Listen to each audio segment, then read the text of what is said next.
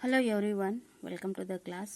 ನಾವು ಲಾಸ್ಟ್ ತರಗತಿಯಲ್ಲಿ ಏನು ತಿಳ್ಕೊಂಡಿದ್ದೀವಿ, ಅವ್ಯಯ ಅಂದರೆ ಏನು, ಅವ್ಯಯದ ಪ್ರಕಾರಗಳು ಯಾವುವು, ಅವ್ಯಯದ ಪ್ರಕಾರಗಳಲ್ಲಿ ಎರಡು ಪ್ರಕಾರ, ಒಂದು ಸಾಮಾನ್ಯ ಅವ್ಯಯ, ಇನ್ನೊಂದು ಅನುಕರಣ ಅವ್ಯಯದ ಬಗ್ಗೆ ತಿಳ್ಕೊಂಡಿದ್ದೀವಿ.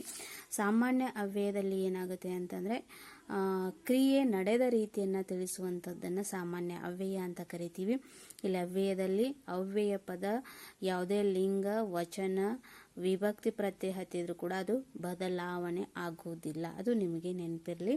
ಅದರ ಜೊತೆಗೆ ಸಾಮಾನ್ಯ ಅವ್ಯಯಗಳನ್ನು ಕ್ರಿಯಾ ವಿಶೇಷಣಗಳಂತನೂ ಕೂಡ ಕರೀತಾರೆ. ಇನ್ನೊಂದು ಅಂತಂದರೆ ಅವ್ಯಯ ಅನುಕರಣ ಅವ್ಯಯ. ಅನುಕರಣ ಅವ್ಯಯ ಈ ಅನುಕರಣ ಪದಗಳಿಗೆ ಯಾವುದೇ ಅರ್ಥ ಇರೋದಿಲ್ಲ.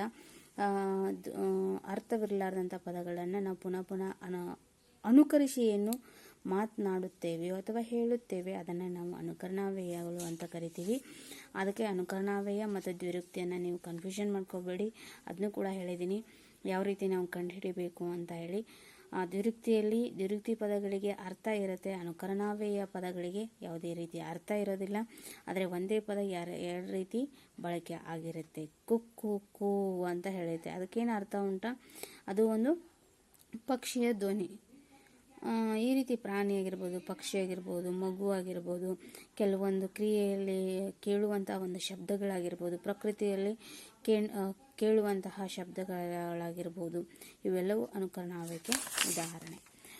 ಮೂರನೇ ಪ್ರಕಾರ ಏನು ಅಂತಂದರೆ ಕ್ರಿಯಾರ್ಥಕಾವ್ಯಯ. ಹಾಗಾದರೆ ಕ್ರಿಯಾರ್ಥಕಾವ್ಯಯ ಅಂದರೆ ಏನು? ಯಾವ ರೂಪ ಬದಲಾವಣೆ ಇಲ್ಲದೆ ಒಂದು ಪೂರ್ಣ ಕ್ರಿಯಾಪದದ ಅರ್ಥವನ್ನು ಕೊಡುವಂತಹ ಅವ್ಯಯಗಳಿಗೆ ಕ್ರಿಯಾರ್ಥಕಾವ್ಯಗಳು ಎನ್ನುತ್ತೇವೆ. ಯಾವ ರೂಪ ಬದಲಾವಣೆಯೂ ಇಲ್ಲದೆ ಒಂದು ಪೂರ್ಣ ಕ್ರಿಯಾಪದದ ಅರ್ಥವನ್ನು ಯಾವ ಪದ ಕೊಡುತ್ತದೆಯೋ ಅವುಗಳನ್ನು ಏನಂತ ಕರಿತೀವಿ? ಕ್ರಿಯಾರ್ಥಕಾವ್ಯಯ ಅಂತ ಕರಿತೀವಿ. ಒಂದು ಯಾವುದೇ ಬದಲಾವಣೆಯನ್ನು ಹೊಂದಲಾರದೆ ಒಂದು ಕ್ರಿಯೆಗೆ ಸಂಪೂರ್ಣವಾದ ಅರ್ಥವನ್ನು ಕೊಡೋದು. ಬೇಕು, ನನಗೆ ಊಟ ಬೇಕು. ನನಗೆ ಊಟ ಅಂತಂದರೆ ಅಲ್ಲಿ ಆಗೋದಿಲ್ಲ. ಬೇಕು ಅಂದಾಗ ಮಾತ್ರ ಅಲ್ಲಿ ಊಟ ಅನ್ನೋದು ಕ್ರಿಯಾಪದ ಊಟ ಅನ್ನೋದಕ್ಕೆ ಅರ್ಥ ಬರುತ್ತೆ. ಬೇಡ, ನೀನು ಊರಿಗೆ ಹೋಗುವುದು ಬೇಡ. ಈ ರೀತಿಯಾಗಿ ಬೇಕು, ಬೇಡ, ಇಲ್ಲ, ಹೌದು, ಸಾಕು, ಉಂಟು, ನೀನು ಹೀಗೆ ಮಾಡುವುದು ಉಂಟಾ, ಈ ರೀತಿ ಪದಗಳು ಏನಾಗ್ತವೆ ಅಂತಂದರೆ ಕ್ರಿಯಾರ್ಥಕಾವ್ಯಯದಲ್ಲಿ ಬಳಕೆ ಆಗುತ್ತವೆ. ಓಕೆ, ನೆಕ್ಸ್ಟ್ ಒನ್ ಸಂಬಂಧ ಸೂಚಕಾವ್ಯಯ.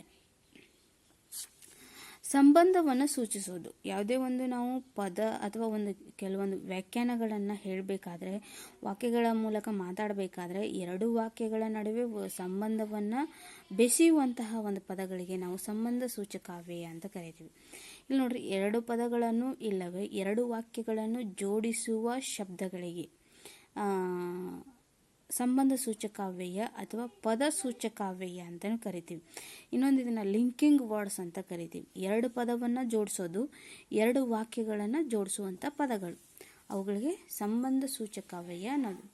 ಹಾಗಾದರೆ ಇಲ್ಲಿ ಬಳಕೆಯಾಗುವಂತಹ ಪದಗಳು ಯಾವುವು ಅಂತಂದರೆ ಸಂಬಂಧ ಸೂಚಕಾವ್ಯಯದಲ್ಲಿ ಇದು ನೆನಪಿಟ್ಟುಕೊಳ್ಳಿ, ಎರಡು ಪದ ಅಥವಾ ಎರಡು ಸೆಂಟೆನ್ಸ್, ಎರಡು ವಾಕ್ಯಗಳನ್ನು ಜೋಡಿಸುವಂಥ ಬೆಸೆಯುವಂತಹ ಪದಗಳಿಗೆ ಸಂಬಂಧ ಸೂಚಕಾವ್ಯಯ ಅಂತ ಕರೆಯುತ್ತೇವೆ.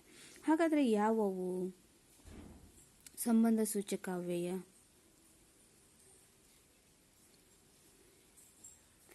ಆದರೆ, ಮತ್ತು, ಅಥವಾ, ಆದ್ದರಿಂದ, ಹಾಗೂ, ಹೀಗೂ.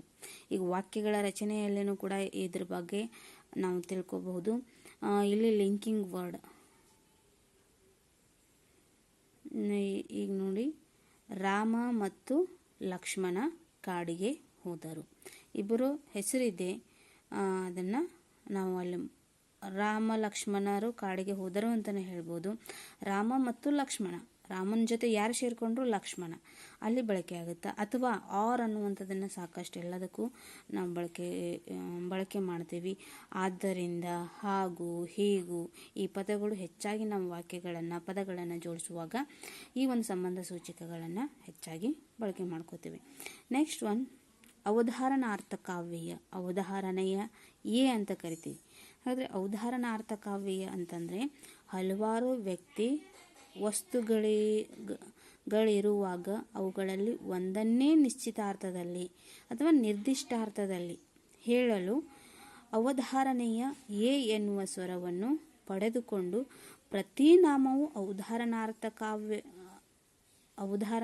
ಕಾವ್ಯವಾಗಿ ಸಿದ್ಧಗೊಳ್ಳುತ್ತದೆ. ಇಲ್ಲೇನಂದರೆ ವ್ಯಕ್ತಿ ವಸ್ತುಗಳಿರುವಾಗ ಅವುಗಳನ್ನು ಒಂದನ್ನೇ ನಿಶ್ಚಿತವಾಗಿ ಹೇಳೋದು.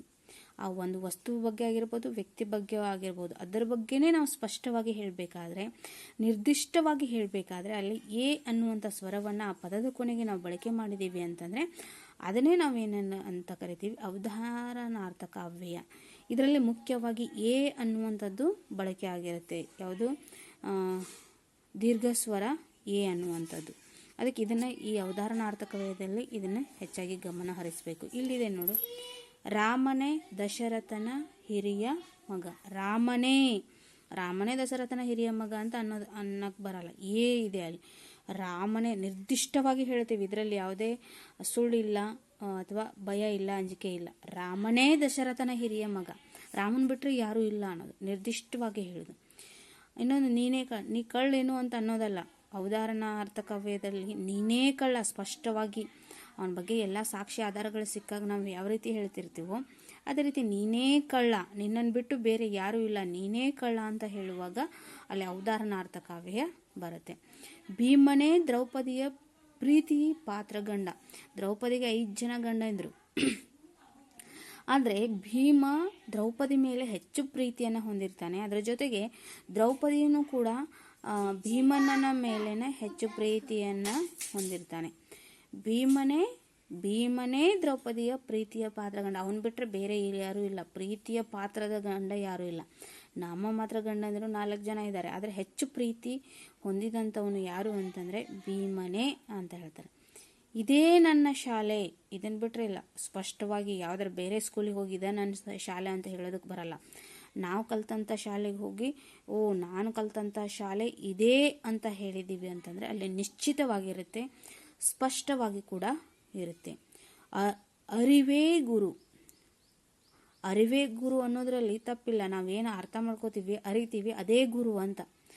ನಾವು ಮಾಡಿದಂಥ ತಪ್ಪುಗಳನ್ನು ನಾವೇನು ಅರ್ಥ ಮಾಡ್ಕೊತೀವಿ ಅಥವಾ ನಾವೇ ತಿಳ್ಕೊಂಡಿವಿ ಅಂದರೆ ಅದೇ ಗುರು, ಅರಿವೇ ಗುರು. ತಾಯಿಯೇ ದೇವರು, ಅದನ್ನು ಬಿಟ್ಟಿಲ್ಲ ಅಂತ. ತಾಯಿಯೇ ದೇವರು, ಅದನ್ನು ಯಾರಾದರೂ ಬೇರೆ ಹೇಳ್ತಾರಾ? ತಾಯಿಯೇ ದೇವರು ಅನ್ನೋದು ನಮ್ಮ ವಾಡಿಕೆಯಲ್ಲಿ ಇರುವಂಥದ್ದು. ಇಲ್ಲೊಂದು ಬಿಟ್ಟಿದ್ದೀನಿ, ಭಾವಸೂಚಕಾವ್ಯಯ. ಮನಸ್ಸಿನಲ್ಲಿ ಉಂಟಾಗುವ ಭಿನ್ನ ಬಗೆಯ ಭಾವಗಳನ್ನು ವ್ಯಕ್ತಪಡಿಸಲು ಕೆಲವು ಅರ್ಥವಿಲ್ಲದ ಪದಗಳನ್ನು ಬಳಸುತ್ತೇವೆ.